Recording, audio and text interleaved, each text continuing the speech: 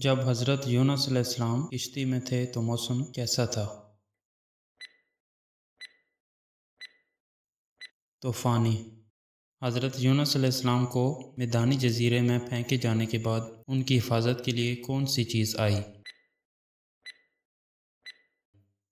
ایک درخت۔ جب نینوا کے لوگ طوفان سے بچ گئے تو انہوں نے کیا دعا مانگی؟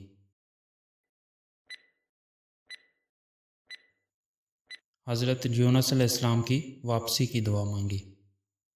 وہیل سے نجات پانے کے بعد حضرت یونس علیہ السلام نے کیا کیا؟ وہ اپنے لوگوں کے پاس واپس لوٹ گئے۔ حضرت یونس علیہ السلام کے واقعہ سے کیا سبق ملتا ہے؟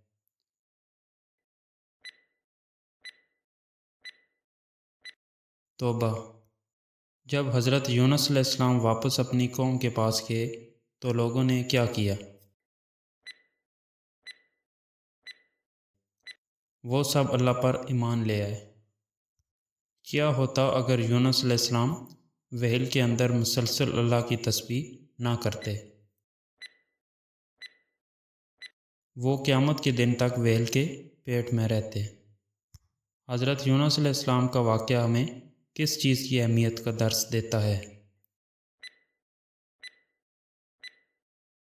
اللہ پر بھروسہ رکھیں۔ حضرت یونس علیہ السلام کی دعا قرآن پاک کی کس صورت میں مذکور ہے جو انہوں نے وہیل کے پیٹ میں پڑھی تھی؟ سورۃ الانبیاء۔ حضرت یونس علیہ السلام کی وفات کہاں ہوئی؟